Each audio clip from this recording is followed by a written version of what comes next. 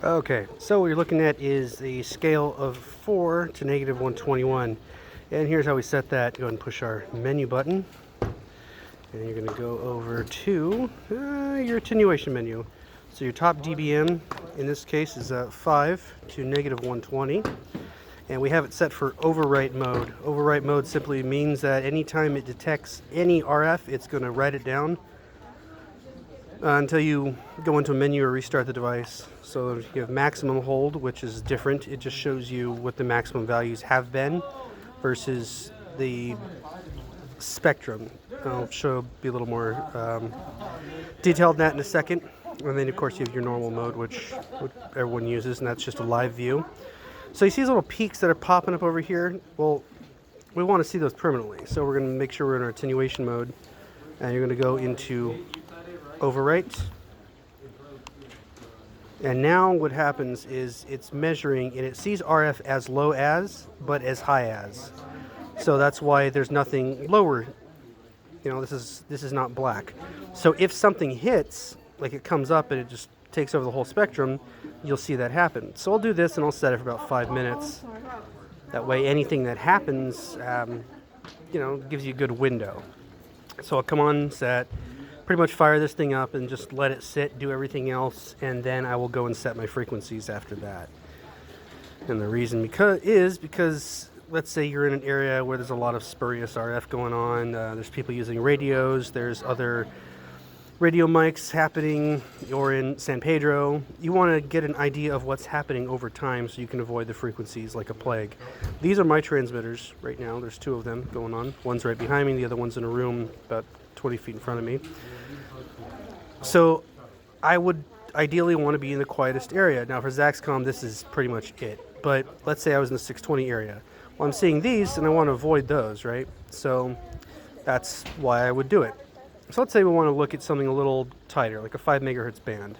So we're going to go to our main menu, which is going to be your frequency menu.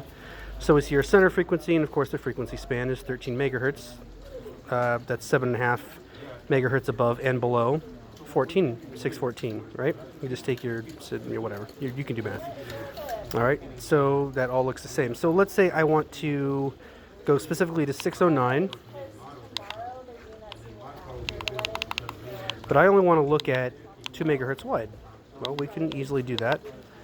So now we're looking at 2 megahertz wide from center of 609, and we come back. So now we can see the same thing. At this point, I think everything I tell you is going to be pretty redundant, and it's not going to be anything special, but I'll set it in overwrite mode and just walk away for 5 minutes, 10 minutes, just do other things, and then start to frequency coordinate from there. And to give you an example of how I start to frequency coordinate, let's say I want this frequency right here. That's where it gets a little hard because you can't move a cursor around. I do know it's 608 to 610 with 69 being the center frequency. So it's going to be between 608 and 609. So I'll just simply go in there and set my center frequency. Can we get a mic on for Miss? Oh, sorry, Jackie, do you need a minute? So now we know that that's 6095. Yeah, I'll mic her up. Okay. Yep, everything's all ready. So now my center frequency is right here, and that's the frequency I wanted to originally look at. So that little tiny blip is being magnified.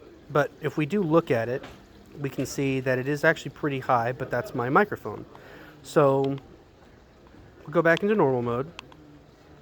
And now we can move our cursor around and find out where that's at, right? And yeah, that's exactly where it should be. So if you want to find that frequency, I mean, it's just all these little tiny tips and tricks and figuring out ideas on how you specifically want to use the device. So anyway, max literally just draws the line at the very top. It doesn't tell you if it dips down or anything like that, or how low a signal gets, which can be important because sometimes it's like, well, there's no signal there. It's like, well, no, there's a signal there. And it's not just random RF, it actually exists, so you want to avoid it even if it's a low signal. So max isn't really great for that in my opinion. And average just kind of is like a slower scale. And overwrite, of course. And the max hold just goes up at the top. And it shows you live. Someone just keyed up. Yeah, it shows you live on the bottom but it's got, your max peaks at the top. Makes a lot of sense, nothing too special. But like I said, your top dBm is right here, your bottom is right here. Don't worry about your iterations or your offset. You can change your units if you need to. Backlight vectors, USB, blah, blah, blah. That stuff is normal. And that's pretty much it. There isn't a whole lot to worry about. The DSP, your marker, peak will always follow the peak in that case. So see how it's bouncing back and forth? So if I was in normal, that peak will still follow and I can't move it. So if you go left and right at that point, you're going to change where you're looking. So 608 to 610, now it changes 610.5. It's moving by 500 kilohertz. Again, that's if we change the marker to peak versus none.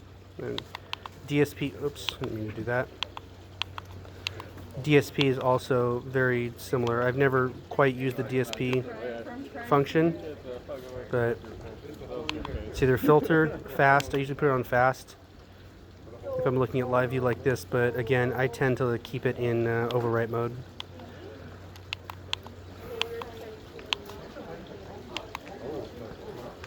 And that's how I choose my frequencies.